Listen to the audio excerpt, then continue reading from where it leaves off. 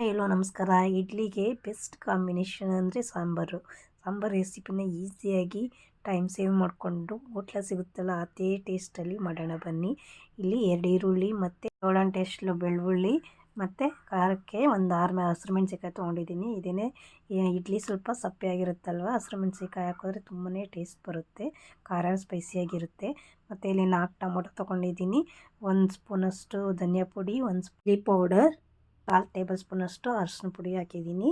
ಇದಕ್ಕೆ ಈಗ ಬೇಯೋಷ್ಟು ಇದಕ್ಕೆ 1 ಲೋಟದಷ್ಟು ನೀರನ್ನ ಸೇರಿಸಿದ್ದೀನಿ.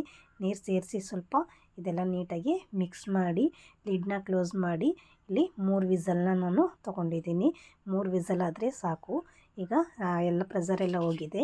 ಇವಾಗ ಓಪನ್ ಮಾಡ್ತಾಯಿದ್ದೀನಿ. ಈಗ ಓಪನ್ ಮಾಡಿದ ಮೇಲೆ ನೋಡಿ ಈಗ ಚೆನ್ನಾಗಿ ಬೆಂದಿದೆ.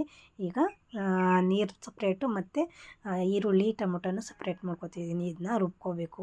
ಮಸಾಲೆ ಇದೇನೆ, ಬೇರೆ ಯಾವುದು ಮಸಾಲೆ ಇದಕ್ಕೆ ಆ್ಯಡ್ ಮಾಡೋ ಹಂಗಿಲ್ಲ. ಅಷ್ಟರಲ್ಲಿ ಅದು ಸ್ವಲ್ಪ ಆರಲಿ. ಅಷ್ಟರಲ್ಲಿ ಒಗ್ಗರಣೆ ಮಾಡ್ಕೊಬೇಡಿ. ಇಲ್ಲಿ ಒಂದು ಪ್ಯಾನ್ಗೆ 4 ಟೇಬಲ್ ಸ್ಪೂನ್ ಆಯಿಲ್ ಹಾಕಿದ್ದೀನಿ. ಆಯಿಲ್ ಬಿಸಿ ಆದಮೇಲೆ ಸಾಸಿವೆ, ಕರಿಬೇವು, ಒಣಮೆಣ್ಸಿಕಾಯಿ ಮತ್ತು ಬೆಳ್ಳುಳ್ಳಿನ ಹೆಸರನ್ನ ಈ ಥರ ಸಣ್ಣ ಸಣ್ಣದೇ ಹಚ್ಚಿಟ್ಕೊಂಡಿದ್ದೀನಿ. ಅದನ್ನ ಈಗ ಸೇರಿಸ್ತಾ ಇದ್ದೀನಿ. ಮತ್ತು ಒಂದೇ ಒಂದು ಸಣ್ಣ ಈರುಳ್ಳಿನ ಕಟ್ ಮಾಡ್ಕೊಂಡು ಇಟ್ಕೊಂಡಿದ್ದೀನಿ. ಅದು ಸೇರಿಸಿ ಈಗ ನೀಟಾಗಿ ಸ್ವಲ್ಪ ಇದು ಈರುಳ್ಳಿ ಹಸಿ ವಾಸನೆ ಎಲ್ಲ ಹೋಗಬೇಕು, ಈರುಳ್ಳಿ ಬೆಳ್ಳುಳ್ಳಿದೆಲ್ಲ. ಹಾಗೆ ಸ್ವಲ್ಪ ಇದನ್ನ ಫ್ರೈ ಮಾಡಬೇಕು. ಈಗ ಸ್ವಲ್ಪ ಫ್ರೈ ಆಗ್ತಾ ಬರ್ತಿದೆ. ಈಗ ನಾವು ನೀರನ್ನ ಬೇರೆ ಸಪ್ರೇಟ್ ಮಾಡ್ಕೊಂಡು ಇಟ್ಕೊಂಡಿದ್ವಲ್ಲ, ಅದನ್ನ ಈಗ ಇದಕ್ಕೆ ಸೇರಿಸ್ತಾ ಇದ್ದೀನಿ. ಈಗ ಸೇರಿಸಿದ ನಂತರ ಈಗ ಸ್ವಲ್ಪ ಒಂದು ಕುದಿ ಬರಲಿ. ಅಷ್ಟರಲ್ಲಿ ನಾವು ಮಸಾಲೆನೇ ರುಬ್ಕೊಬರೋಣ. ಈಗ ಆಲ್ರೆಡಿ ಇದನ್ನ ಬೇಯಿಸಿ ಸಪ್ರೇಟ್ ಮಾಡಿ ಇಟ್ಕೊಂಡಿದ್ವಲ್ಲ, ಇದು ಈಗ ಆರಿದೆ. ಇದನ್ನು ನುಣ್ಣಗೆ ರುಬ್ಬಿ ತಂದಿದ್ದೀನಿ. ಈಗ ಇದನ್ನು ಒಗ್ಗರಣೆಗೆ ಸೇರಿಸೋಣ. ಈಗ ಸೇರಿಸಿ ಇದಕ್ಕೆ ನಮಗೆ ಇಡ್ಲಿಗೆ ಸಾಂಬಾರು ಯಾವ ಕನ್ಸಿಸ್ಟೆನ್ಸಿ ಇಟ್ಟು ನೀರನ್ನು ಇದಕ್ಕೆ ಈಗ ಸೇರಿಸ್ತಾ ಇದ್ದೀನಿ. ಸ್ವಲ್ಪ ಇಡ್ಲಿ ಅಂತಂದಮೇಲೆ ತೆಳುವಾಗೇ ಇರಬೇಕು, ಜಾಸ್ತಿ ಗಟ್ಟಿ ಆದರೆ ಚೆನ್ನಾಗಿರಲ್ಲ. ಈಗ ತೆಳುವಾಗಿ ನಾನು ಈಗ ಇದನ್ನ ಸ್ವಲ್ಪ ಮಾಡಿ ಒಂದು ಕುದಿ ಬರುವಷ್ಟರಲ್ಲಿ ಈಗ ನಾನು ರುಚಿಗೆ ತಕ್ಕಷ್ಟು ಇಲ್ಲಿ ಉಪ್ಪನ್ನು ಸೇರಿಸಿದ್ದೀನಿ. ಈಗ ಒಂದು ಮಿಕ್ಸ್ ಮಾಡಿ ಈಗ ಇಲ್ಲಿ ನಾನು ಬೇಳೆ ಆಗಲಿ ತರಕಾರಿ ಆಗಲಿ ಏನೂ ಯೂಸ್ ಮಾಡಿಲ್ಲ.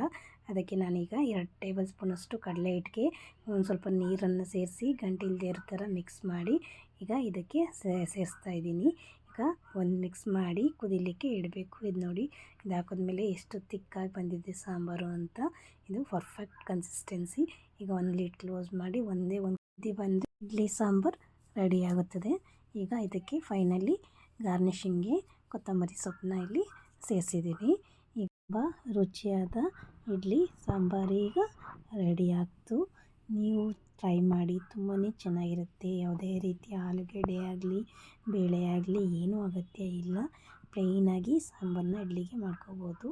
ಇಷ್ಟ ಆದಲ್ಲಿ ಪ್ಲೀಸ್ ಲೈಕ್ ಮಾಡಿ, ಶೇರ್ ಮಾಡಿ, ಸಬ್ಸ್ಕ್ರೈಬ್ ಮಾಡಿ. Thank you.